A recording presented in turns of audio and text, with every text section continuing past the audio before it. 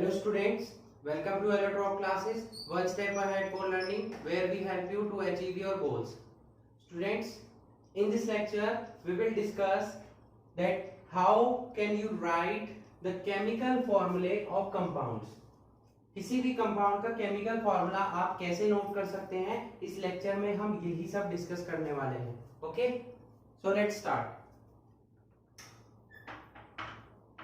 First of all, compounds आपको बताए गए हैं कि कंपाउंड्स आपके दो टाइप के कंपाउंड्स होते हैं. नंबर 1 मॉलिक्यूलर कंपाउंड्स और नंबर 2 आयनिक कंपाउंड्स. ओके, अब मॉलिक्यूलर कंपाउंड्स जो हैं वो एक्चुअल में क्या शो करते हैं, क्या रिप्रेजेंट करते हैं? वो number of atoms, number of atoms of different elements. ठीक है, जो मॉलिक्यूलर कंपाउंड है वो क्या रिप्रेजेंट करते हैं? Number of atoms of different elements को वो रिप्रेजेंट करते हैं. सेकंड पॉइंट, आयनिक कंपाउंड क्या रिप्रेजेंट करते हैं?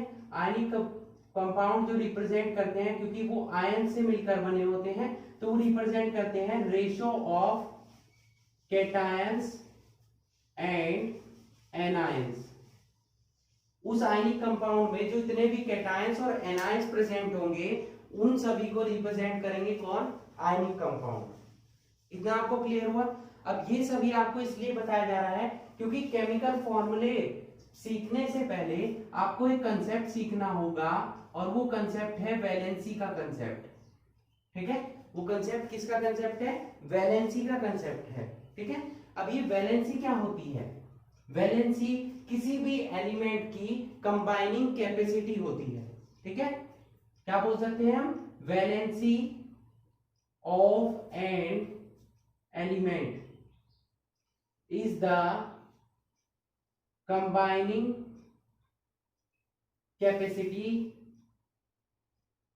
Of that element. कोई भी एलिमेंट है वो दूसरे कितने एलिमेंट से कंबाइन कर सकता है और कंबाइन करके किस कंपाउंड का वो फॉर्मेशन कर सकता है, उसी कंबाइनिंग कैपेसिटी को हम क्या बोलते हैं? वैलेंसी बोलते हैं. ठीक है, क्लियर हुआ इतना आपको? मतलब ये किसके इक्वल हो जाती है? It is equal to the number of hydrogen atoms. किसके इक्वल होगी? नंबर ऑफ हाइड्रोजन एटम्स और नंबर ऑफ क्लोरीन एटम्स. क्योंकि क्लोरीन और हाइड्रोजन दोनों की वैलेंसी क्या होती है? 1-1 होती है. और double the number of oxygen atoms. Oxygen atom का हमने क्या किया है? यहां पर डबल किया है. ठीक है, with which one atom of element combines. ठीक है, मतलब वैलेंसी क्या होगी? मैंने आपको बताया वैलेंसी क्या है? कंबाइनिंग कैपेसिटी है किसी भी एलिमेंट की कि वो एलिमेंट दूसरे कितने एटम से कंबाइन कर रहा है. जैसे हाइड्रोजन है, हाइड्रोजन के नंबर के इक्वल होगी valency, number of chlorine atom के इक्वल होगी, ऑक्सीजन के डबल हो जाएंगे. क्यों? क्योंकि हाइड्रोजन और ऑक्सीजन क्लोरीन की वैलेंसी कितनी होती है? 1 होती है और ऑक्सीजन की कितनी होती है? 2 होती है. ठीक है, अगर हम बात करें वैलेंसी ऑफ आयन की, वैलेंसी ऑफ एन आयन, तो ये किसके इक्वल होती है? Is equal to the positive and negative charge present on the ion. ठीक है, उस आयन पर जितने पॉजिटिव और नेगेटिव चार्ज होगा ये उस पर डिपेंड करेगी. ठीक है, अब वो मोनोवैलेंट हो सकता है, डाईवैलेंट हो सकता है, ट्राईवैलेंट हो सकता है चार्ज. ठीक है, इतना आपको क्लियर हुआ। अब मैं कुछ आपको वैलेंसीज नोट करा देता हूँ, कुछ एटम की और कुछ आयंस की। ठीक है,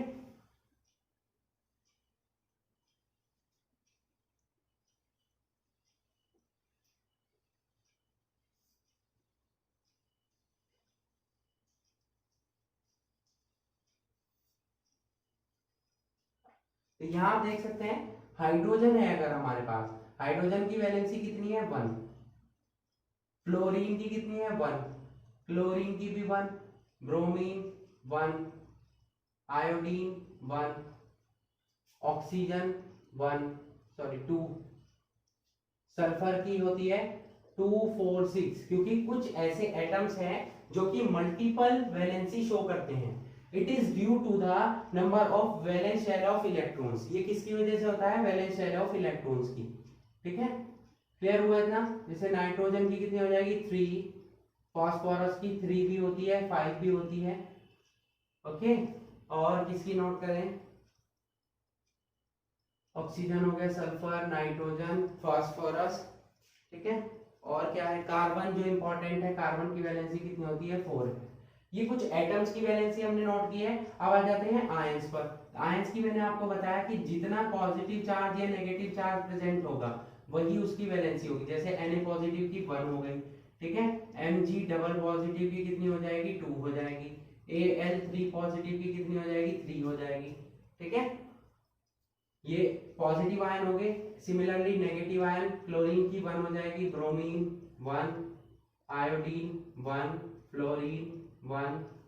ठीक है, और यहाँ SO4 डबल निगेटिव, इसकी कितनी हो जाएगी 2, CO3 डबल निगेटिव, इसकी भी 2 हो जाएगी, PO4 3 निगेटिव, इसकी कितनी हो जाएगी 3 हो जाएगी। ठीक है, और Cr2O7 डबल निगेटिव, इसकी भी कितनी हो जाएगी 2 ही हो जाएगी। ठीक है, N3 नेगेटिव कितनी हो जाएगी 3 हो जाएगी, HCO3 नेगेटिव कितनी हो जाएगी 1। तो इस तरीके से आपने देखा कि पॉजिटिव और नेगेटिव चार्ज जितना प्रेजेंट होगा आयंस पर वही उसकी वैलेंसी होगी। यहाँ जिसने पॉजिटिव चार्ज दिखाई दे रहा है वही उसकी वैलेंसी है, जितने नेगेटिव चार्ज दिखाई दे रहे हैं वही उसकी क्या हो जाएगी? वैलेंसी हो जाएगी। तो ये तो हो गई आपकी वैलेंसी ऑफ एन एलिमेंट, और ये हो गई वैलेंसी ऑफ दैट आयन। ठीक है, क्लियर हुआ इतना आपको? वैलेंसी अच्छे से क्लियर हुई। वैलेंसी क्या है? कंबाइनिंग कैपेसिटी है किसी भी एलिमेंट की।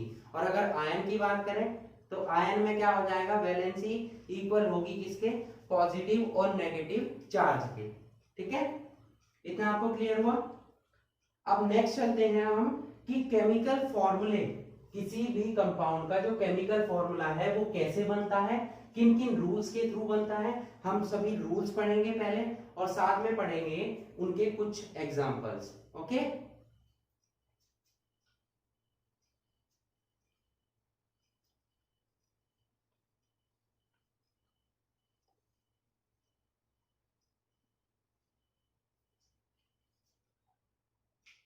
तो रूल्स पढ़ेंगे हम साथ में, रूल्स विद एग्जांपल्स। क्या क्या रूल्स है? रूल नंबर 1 देखिए, रूल नंबर 1 क्या है? मैंने आपको बताया कि कंपाउंड क्या होंगे, 2 टाइप के होंगे। पहले हम बात कर लेते हैं किसकी? मॉलिक्यूलर कंपाउंड की। ठीक है, मॉलिक्यूलर कंपाउंड में आपको क्या बताया गया है कि एटम कंबाइन करता है किसके साथ? नॉन मेटल कंबाइन करता है किसके साथ? नॉन मेटल के। ठीक है, तो हम क्या करेंगे यहां पर? आयनिक फॉर्मूला, वो मॉलिक्यूलर फॉर्मूला बनाने के लिए, भाई मॉलिक्यूलर कंपाउंड में अगर 2 एटम प्रेजेंट है, मतलब वो कैसा है? बाइनरी कंपाउंड है अगर, तो हम क्या करेंगे? 1 बाय 1 उन दोनों एटम्स को नोट कर लेंगे, और साथ में उनके नीचे उनकी क्या नोट कर देंगे? वैलेंसी नोट कर देंगे। ठीक है, फॉर एग्जांपल हम ले लेते हैं यहां पर मॉलिक्यूलर कंपाउंड के लिए एक फॉर्मूला हम बना रहे हैं, सपोज H2O। तो क्या करेंगे? दोनों को हम नोट कर लेंगे, हाइड्रोजन और ऑक्सीजन को, और इनके नीचे इनकी वैलेंसीज नोट कर देंगे। ठीक है, इनके नीचे इनकी वैलेंसी नोट कर देंगे। अभी फॉर्मूला कैसे बनेगा वो हम आगे बताएंगे आपको। ठीक है, ये किसकी बात हुई? मॉलिक्यूलर कंपाउंड की। मॉलिक्यूलर कंपाउंड में अगर दो एटम प्रेजेंट है, बाइनरी कंपाउंड है, तो दोनों को हम नोट करेंगे वन बाय वन और उन्हीं के नीचे उनकी क्या नोट कर देंगे? वैलेंसी। जैसे कि अभी आपको बताया गया है कि हाइड्रोजन की वैलेंसी 1 होती है और ऑक्सीजन की कितनी होती है बच्चों? 2 होती है। ठीक है, अब बात कर लेते हैं किसकी? आयनिक कंपाउंड्स की। तो आयनिक कंपाउंड्स में भी सेम इसी तरीके से करना है आपको। अगर वो मोनो एटॉमिक है, पहले हम बात कर रहे हैं मोनो एटॉमिक आयन की, मोनो एटॉमिक आयन की। फॉर एग्जांपल हम ले लेते हैं यहां पर NaCl, तो दोनों को हम नोट कर लेंगे और उन्हीं के नीचे हम नोट कर देंगे उनकी क्या? वैलेंसीज नोट कर देंगे। ठीक है, अब बात कर लेते हैं किसकी? पॉली एटॉमिक की। तो पॉली एटॉमिक आयन जब हम नोट करेंगे, फॉर एग्जांपल Al2SO4 का होल थ्राइस, तो इसमें कौन कौन प्रेजेंट है? एल्यूमिनियम और ये जो है सल्फेट, ये दोनों को, क्योंकि इसमें दो एटम प्रेजेंट है तो दोनों, इसीलिए इसको किस में रखेंगे? हम ब्रैकेट में रखेंगे। या ध्यान रखेंगे पॉली एटॉमिक आयन क्या होगा, इसको हमेशा हम किस में नोट करेंगे? ब्रैकेट्स में नोट करेंगे। ठीक है, साथ में इनकी वैलेंसी नोट कर देते हैं, 3 हो जाएगी, इसकी कितनी हो जाएगी? 2 हो जाएगी। ठीक है, इतना समझ में आया आपको?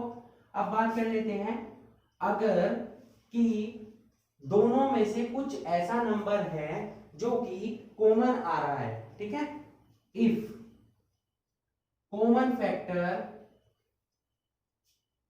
Is present between valencies, then तब हम क्या करेंगे? इसको डिवाइड कर देंगे। ठीक है, इसको क्या कर देंगे? वैलेंसी को हम डिवाइड कर देंगे। Then valencies divided by that common factor. ठीक है, इसका एग्जांपल ले लेते हैं। फॉर एग्जांपल हमने लिया CaO, तो कैल्शियम हो गया यहाँ पर ऑक्सीजन हो गया, इसकी वैलेंसी 2 होती है, इसकी भी 2 होती है।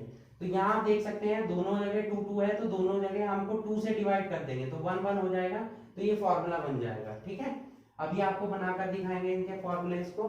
ठीक है, उसके बाद हम चलते हैं नेक्स्ट, हमारा थर्ड पॉइंट हो गया ये, नेक्स्ट चलते हैं हम फोर्थ पॉइंट पर। ठीक है, तो फोर्थ पॉइंट के लिए हम इसको रफ कर देते हैं।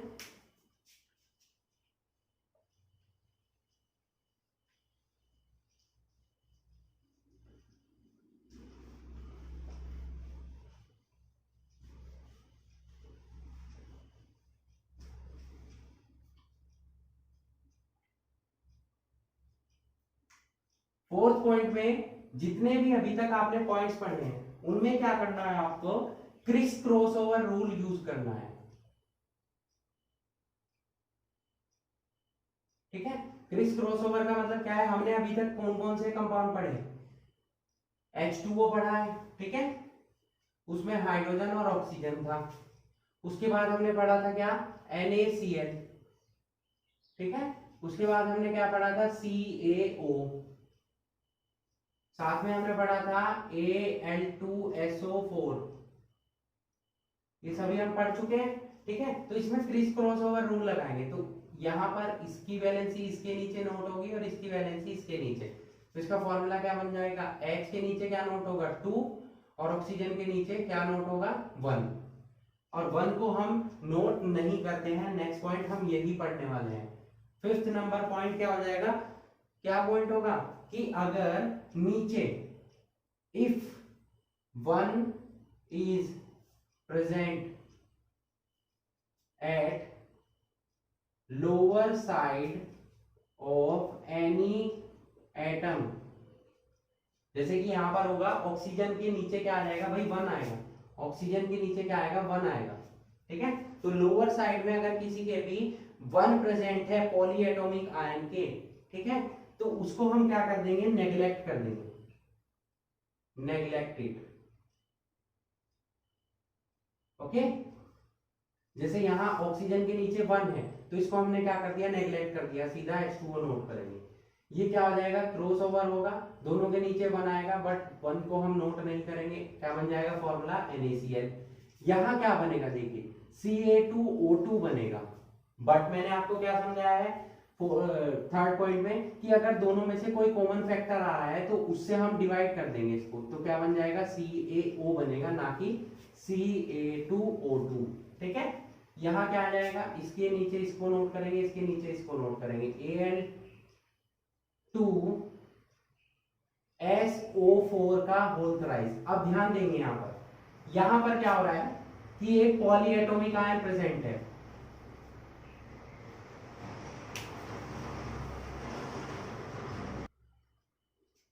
यहाँ क्या प्रेजेंट है, पॉलीएटॉमिक आयन। और पॉलीएटॉमिक आयन के लिए मैंने आपको क्या बताया कि हमें उसको किस में नोट करना है, ब्रैकेट्स में नोट करना है, और ब्रैकेट के बाहर उसकी वैलेंसी को हम नोट करेंगे। ठीक है, तो इसका फॉर्मूला क्या बन जाएगा, Al2SO4 का होल थ्राइस। क्लियर हुआ है ना आपको। अब देखिए एग्जाम में किस टाइप से क्वेश्चन आता है कि आपको क्वेश्चन दे दिया जाएगा, right the formula of sodium hydroxide. मान लो आपको क्वेश्चन दे दिया कि सोडियम हाइड्रोक्साइड या सोडियम सल्फेट ले लेते हैं, इसका फॉर्मूला आपको नोट करना है। तो आपको क्या पता होना चाहिए, आयंस पता होने चाहिए। लास्ट लेक्चर में आयंस के बारे में आपको पढ़ाया गया था कि आयंस कौन कौन से होते हैं, उन पर कितना चार्ज आता है। अब देखिए दो आयन से मिलकर बना है, किससे, सोडियम से और सल्फेट से।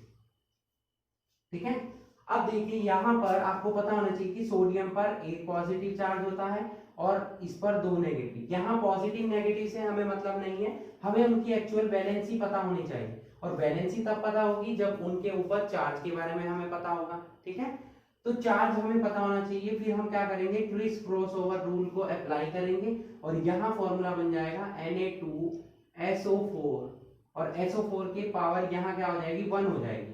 ठीक है, होगी, बट 1 को हम नेग्लेक्ट कर देंगे, तो सीधा क्या बन जाएगा, Na2SO4। फिर हमें इस पॉलीएटॉमिक आयन पर ब्रैकेट नोट करने की कोई रिक्वायरमेंट नहीं है।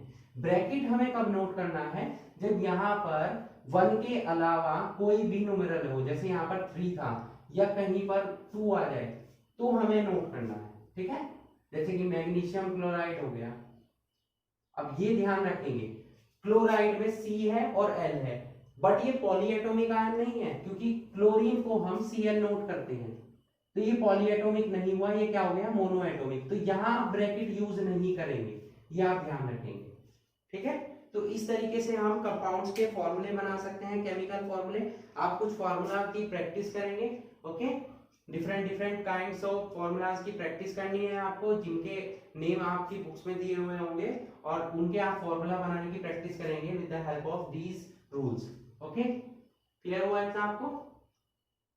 So that's it for today. Hope you enjoyed the video and thanks for watching.